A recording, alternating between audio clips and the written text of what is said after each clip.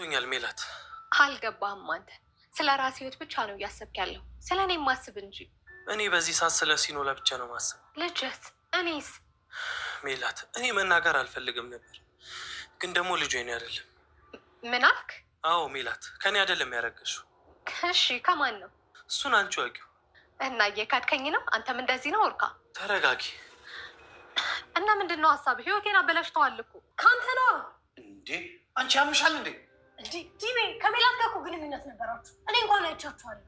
እንዴ እና ግንኙነት ስለነበረን ልጁ ያንተ ነው ማለትሽ ነው?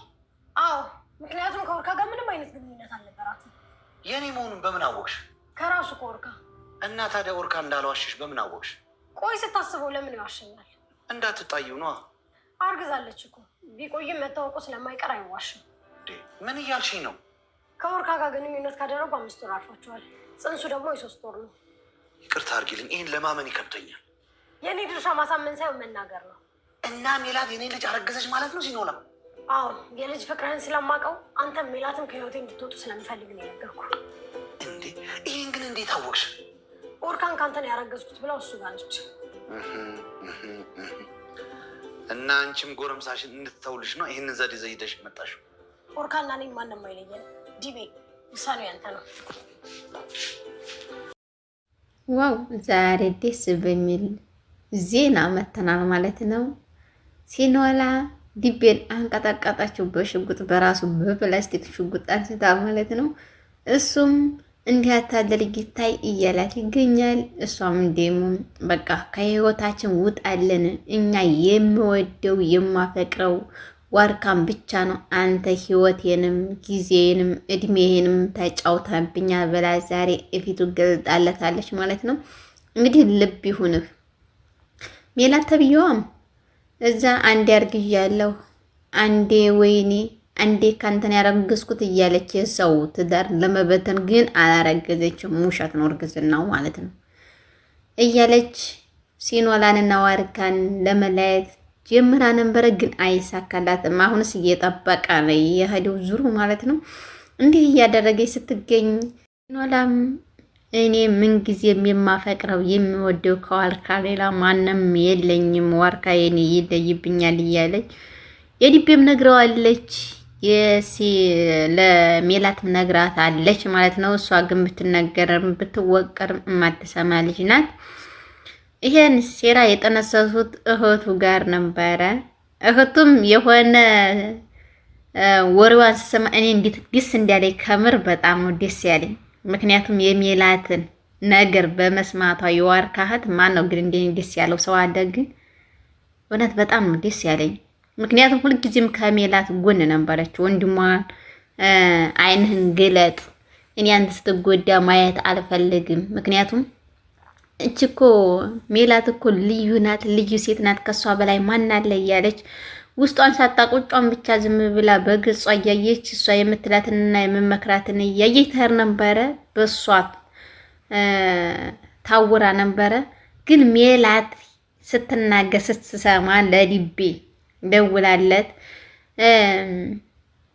ዋርካና ቅዱስ እየመጡ ነው፣ ጨርሳቸው፣ ግዴላቸው፣ ዋርካንም ግዴለው ቅዱስን ግዴለው ስትለው የይቅርታ የዋርካት ሰምታ ነበረ ማለት ነው።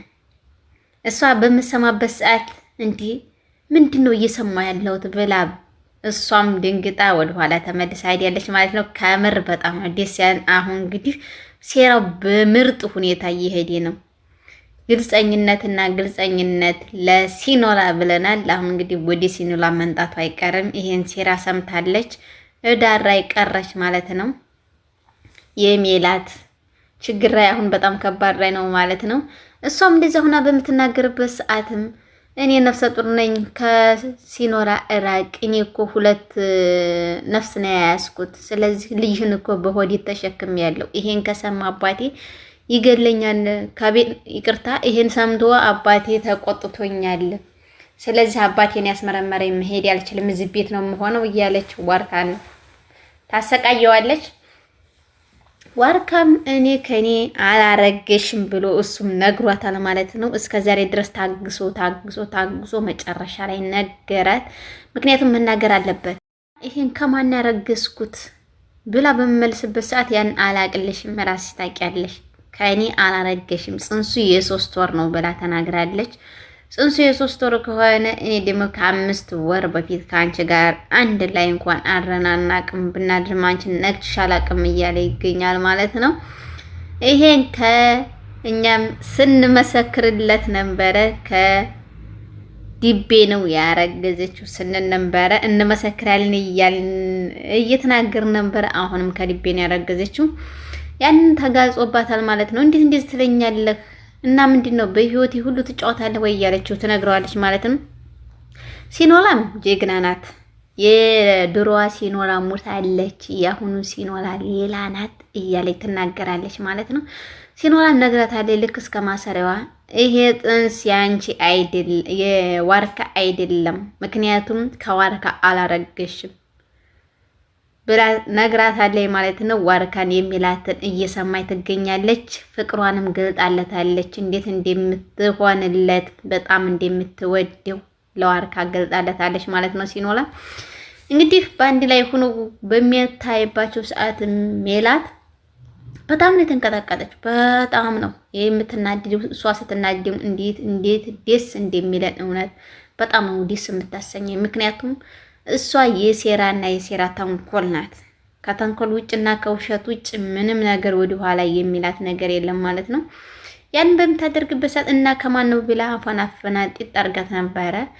እሱን ራስሽ ታውቂያለሽ። ስለዚህ እኔና ዋርካ አንለያይም፣ ምክንያቱም ዋርካን አፈቅረዋለሁ ብላ ነግራታለች ማለት ነው። ያን በምትነግርበት ሰዓትም እንግዲህ ሜላት አንቺ ሰው እንትን ውስጥ ምን ብለሽ ነው የምትገቢው? ሰው ህይወት ውስጥ አትግቢ፣ ውጭልም በምትላት ሰዓት አንቺን እኮ አይወድሽም፣ ስለዚህ ብላ በምትነግርባት ሰዓትም ሲኖላ እንዴት ነው የማይወደኝ? ዛሬ እኮ የእሱን ልጅ እያለ በሆዴ የወለደ ሰው መቼም አንድ ነው፣ ምንጊዜም እንደማይነጣጠል ታውቂያለሽ። ምክንያቱም እኔ ከሱ አርግዣለሁ፣ ስወልድም አንድ ላይ እንሆናለን እያለች ታጨንቃታለች ማለት ነው።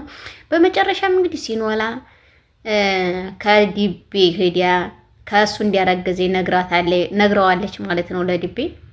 እንግዲህ ዲቤም በጣም ተደስቷል። በቀጣይ በአዲስ እስከምንገናኝ መልካም ጊዜ